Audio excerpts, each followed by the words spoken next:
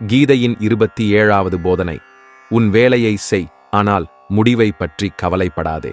இந்த வாக்கியத்தை அனைவரும் கேட்டிருப்பீர்கள். ஆனால் வெகு சிலரே அதன் உண்மையான அர்த்தத்தை புரிந்து கொள்கிறார்கள். இதன் பொருள் அல்ல, உங்கள் மனதில் எது தோன்றுகிறதோ அதை தொடர்ந்து செய்யுங்கள் மற்றும் சொல்லுங்கள், நாங்கள் பார்ப்போம். மேலும் இதன் அர்த்தம் இல்லை, முடிவை பார்க்காமல் ஒரு பணியை மீண்டும் மீண்டும் செய்து கொண்டே இருங்கள். உண்மையில் அதன் பொருள் இதுதான். நீங்கள் ஒருவருக்காக ஏதாவது செய்தால் பிறகு அவனிடம் எதையும் எதிர்பார்க்காதே என்று நினைக்காதே. நான் அவனுக்காக இவ்வளவு செய்தேன், அப்போது அவர் எனக்கும் அவ்வாறே செய்வார். ஏனெனில் நம்பிக்கை உடைந்தால் பிறகு யாரிடமிருந்து அதிக வலிகளை எதிர்பார்க்கிறோமோ அவரிடமிருந்து. இந்த உலகம் இன்று அப்படி ஆகிவிட்டது. மக்கள் தங்கள் பெற்றோரின் நன்மைகளை மறந்து விடுகிறார்கள். அப்படியானால் உங்கள் அன்பின் மதிப்பை அவர்கள் எப்படி புரிந்து கொள்வார்கள்?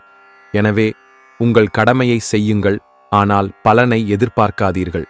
ஏனென்றால் பழம் உங்கள் கையில் இல்லை, அது கடவுளின் கையில் மட்டுமே உள்ளது.